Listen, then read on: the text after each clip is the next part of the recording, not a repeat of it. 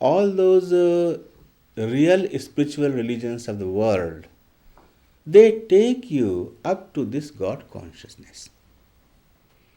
And when you are in God consciousness in true form, then you are transported according to a spiritual and material law. Material law means field of attraction. Spiritual law, grace of God. You have given such a chance, so you receive further path. Either going into India, or India could come to you. You receive the path. So, for that reason, we cannot say that any religion is wrong. They are not wrong. They are not even incomplete. They are complete for their own status. Just like a school has up to only 10th standard, or you can say graduation from 10th standard. Up to that standard, that school is complete. But it's not the whole university. But the school in itself has a complete education, whatever it is supposed to deliver. So a religion in itself is complete. It's not incomplete. But it's not totally complete. It's a part of the total completion. It's a part of that totality. But the part is complete. It's not incomplete. So religions, whatever they were introduced in the world by great divine personalities, whatever they said correctly, not incorrectly. And whatever they said was good enough for the souls of the world of that time, or of present time also, the one who is in that standard, to rise himself up to God consciousness. Now we come to India. In India, we have from primary school to university, everything. We have Buddha religion, Jain religion, yoga religion, and the supreme part, Krishna religion.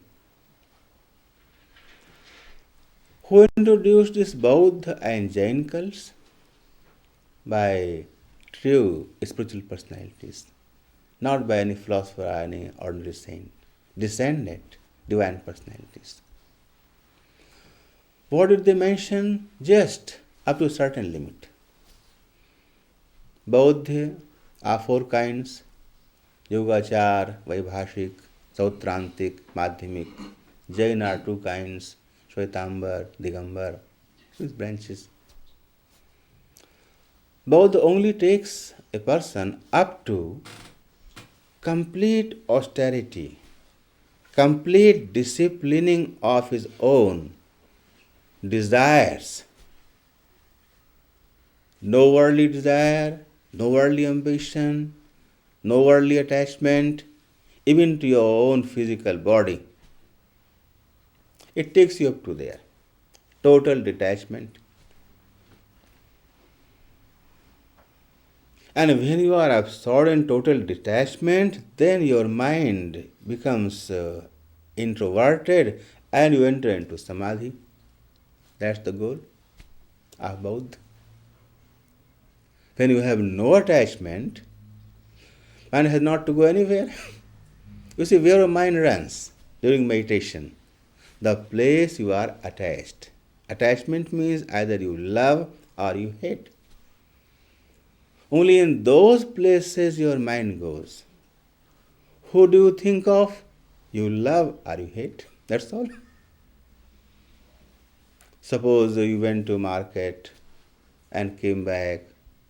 On the way you saw hundreds of people. Do you remember? No. Because you have no connection.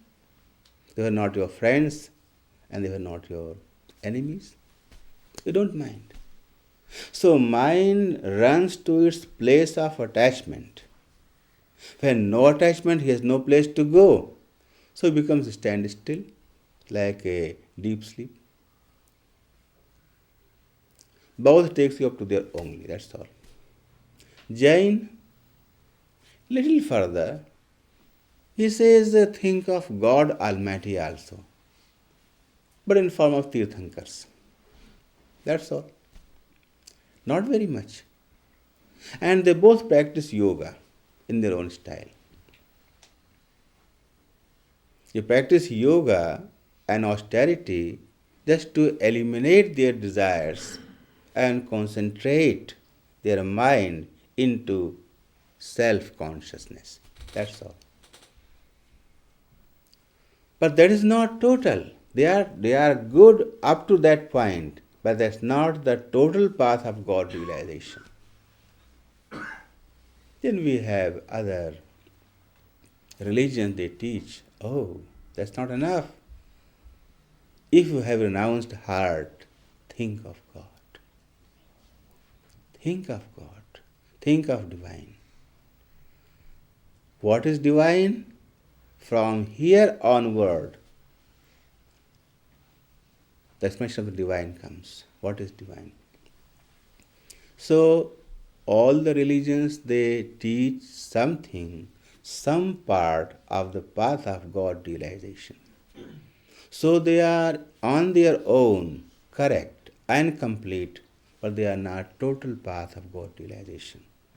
And those who cross that, means those who reach that point, then there are other religions that teach how to go further ahead. And they are all born in India. The religions, they relate to the form of God's personality. That is the reason. As I explained, you have one university and hundreds of schools in your county. It's enough. So, God. From here comes God. The divine? No. God, the personified form. God, the personified form, not God, just the divine. I said two things, God the Almighty, omnipresent and kind, one part, and God the divine bliss, second part. Now God, where all these virtues live in the form of God. What is the form of God? He has a form. Many forms. Krishna, Rama, Vishnu, Shiva, so many forms he has. Why not these forms mentioned in other religions? I just explained. They didn't need it. The form of God comes after you understand the divineness of God. That's all. So in all other languages, only the word God you will find, not more than that. God in English, Allah in Urdu language, Islamic Dharma. Some other words in different languages, in French, in German, in Japan language. There must be some word for God. But just equivalent to God, you can say. What will equivalent to the word God? That is all. You can't find any other word for God. Only one word. But in our language, there are many words for God because we define further ahead. We don't stick to God the divine. We stick to further ahead. We have equivalent word for God, Brahm. Brahm, God are somewhat equal. What is Brahm? Then definition comes. Definition of Brahm, definition of God, further ahead. In the West, we came only up to this point, God is your Father. Fine. God is your Father? Correct. But where is my Father? Oh, everywhere. How does he look like? That I don't know, your religion says. But he is Father. means he is Father. He is a formless Father, unknown Father, nameless Father, but he is Father. Has he any name? No, just a God. Has any form? I can't explain. Think what you want. So they take you up to Father, that's all. Just Father. Because God was not defined further ahead. It's defined further in our Indian languages, especially in Sanskrit and Hindi. So, God equivalent to Brahm. Brahm, yes. Brahma Father, yes. So, Brahm, Purushottam Brahma, Purnatar Purushottam Brahma, and Purnatam Purushottam Brahma. Brahma, Purushottam Brahma, Purnatar Purushottam Brahma, Purnatam Purushottam Brahma. There are further more words. Brahma, Purushottam Brahma, Sauttama Purusha. Brahma is Purush, Purusha. He is not abstract, because abstract never exists, although he is omnipresent. He is not just some kind of energy, because energy originates from something. So, he is Purusha. What is Purusha? Again, difficult to explain. Purush means beings, like human beings, especially male. Every male is a Purush, Istri and Purush, Istri female, Purush male. But God, is also word came for God, Purusha. Means he resembles human-like form. That's all we can say. But his personality means he has a personality. We have a personality. But his personality and our personality is different. Resemblance could be similar, just like we have 2 eyes, 1 nose, 2 ears, 1 face, 2 hands, 2 arms, 2 legs, 10 toes, all that. Hair, nails, this kind of things, resemblance.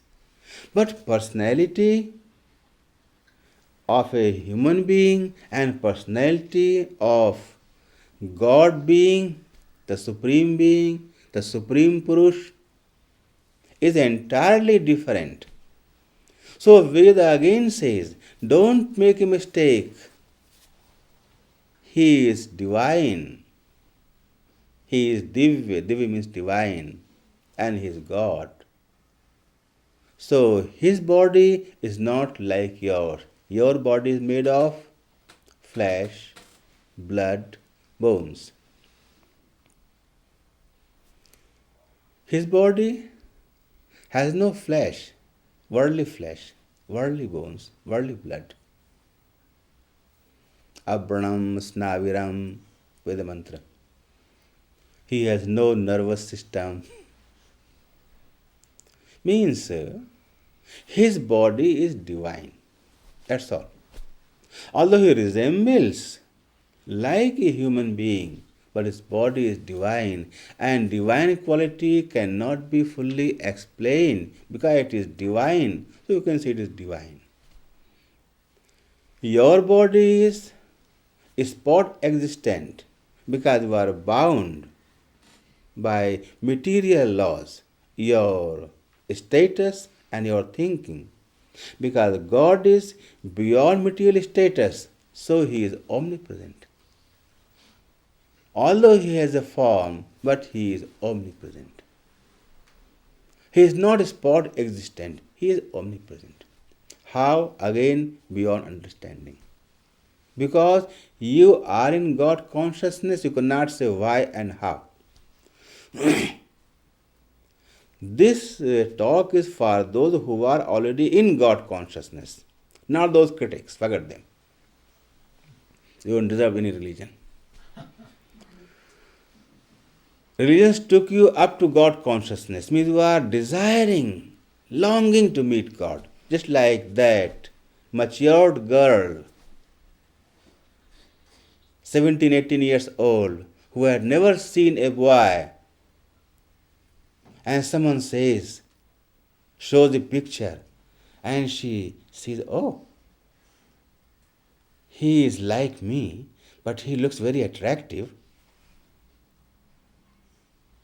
And suppose she sees a boy, oh yes, he's very attractive. She will question very much. Because she has a desire.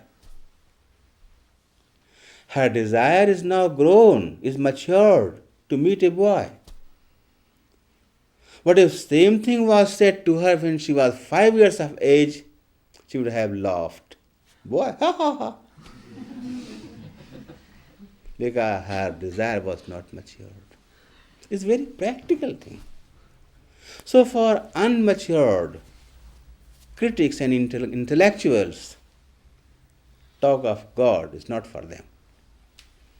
Those who are really desiring God to meet, longing to meet God, they don't question because they have appetite to find God. And when they are shown, this is your God, they accept it.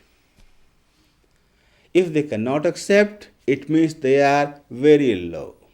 They are not in God consciousness. They are not desiring God, they are desiring world. Forget them. So religions took you up to that stage from where you can come to further studies and further experience. And what is that? God in a supreme form. What is the form? He has a form. But his form is, again I said, divine. So he is omnipresent. He has a form, no eyes, no house to question. You don't have to accept, but your heart accepts if you are matured enough in your longing to find God. So such a devotee who was a devotee of unknown God, he becomes a devotee of known God. Oh, God is Purusha. He has a form. He is not formless. So devotee can relate to form. So in the Vedas, this word Purusha has come everywhere. First, Brahm means like unknown form. And Brahm is Purush, Purushottam Brahma. He is Purush. Oh yes, Brahma has a form. So that is called Bhagavan. We have two lines of words explaining the philosophy, explaining the reality. So philosophically, Brahma, Purushottam Brahma, Purnatar Purushottam Brahma, Purnatam Purushottam Brahma. Means Brahma, God. Then Purushottam Brahma, personified God. Then Purnatar Purushottam Brahma, supreme personified God. Purnatam Purushottam Brahma, the absolute supreme personified God. We have that many words. God, personified God, supreme personified God, absolute supreme personified God. Brahma, Purushottam Brahma, Purnata Purushottam Brahma, Purnatam Purushottam Brahma. Then on the other side we have another word, Bhagavan. Brahma, Bhagavan. What is Bhagavan? The one I explained, Purushottam Brahma and Purnatar Purushottam Brahma. These two are called Bhagavan. Another word. What is Purnatam Purushottam Brahma? Then we have many more words. Ram, Krishna, Dwarkadhish. 3 names we have. So you see, we have one word God in our English language and other languages of the world. But in India, Indian languages, Sanskrit and Hindi, we have one word equivalent, Brahm. Then Brahm is further explained in detail. And now we got so many words as we go further in detail to know what is God. So detail I'll explain tomorrow from here onward. That's all for today. Gopi Jan Vallabh Shyam Radhe Raman Shyam Gopi Jan Vallabh Shyam Radhe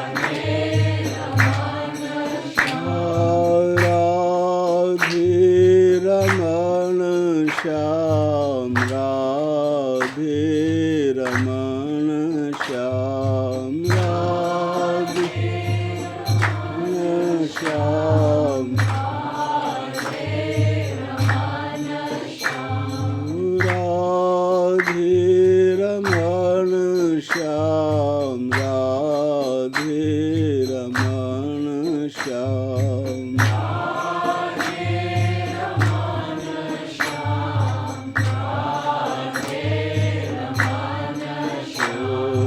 Gopi Jan Vallabh Shyam Radhe Raman Shyam Gopi Jan Vallabh Shyam Radhe Raman Shyam Gopi Jan Vallabh Shyam Radhe Raman Shyam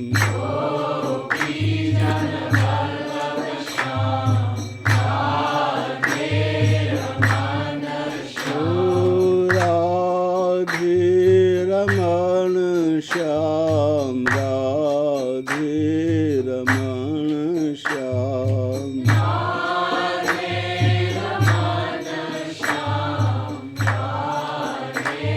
Raman Shyam Radhe Raman Shyam Radhe Raman Shyam Radhe Raman Shyam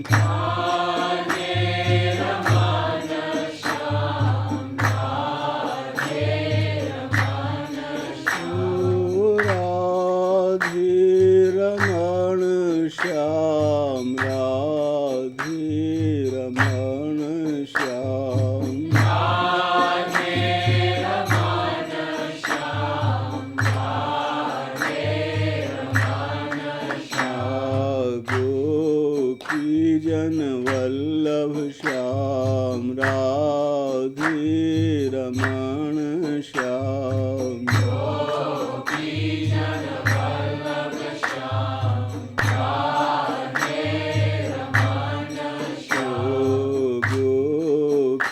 Jan Vallabh Shyam Radhe Raman Shyam Gopi Jan Vallabh Shyam Radhe Raman Shyam Radhe Raman Shyam Radhe Raman Shyam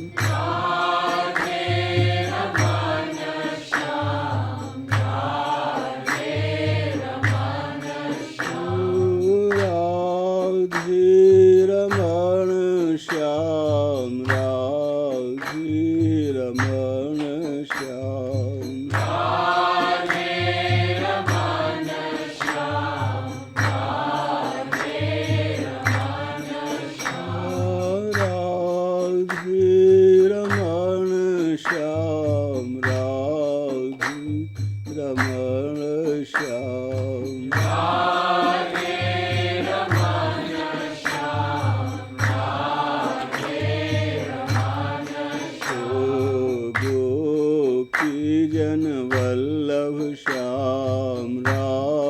Raman Shyam.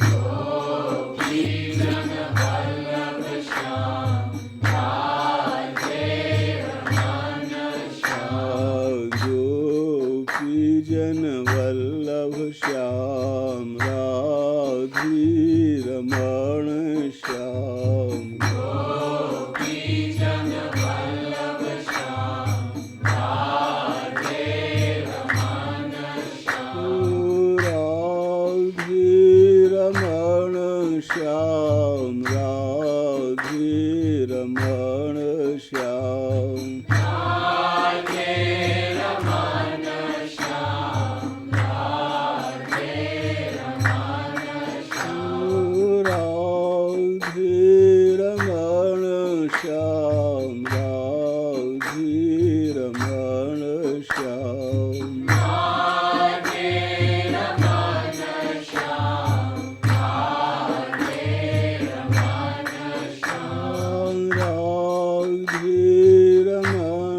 Shyam Radhi Raman Shyam.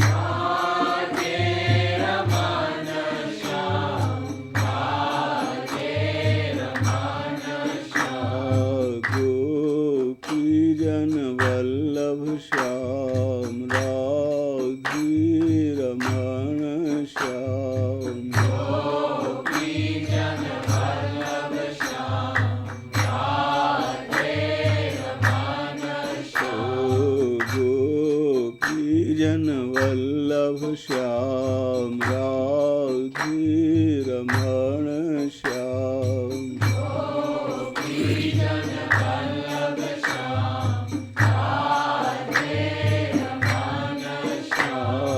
Gopi Jan Vallabh Shyam Radhi Raman Shyam.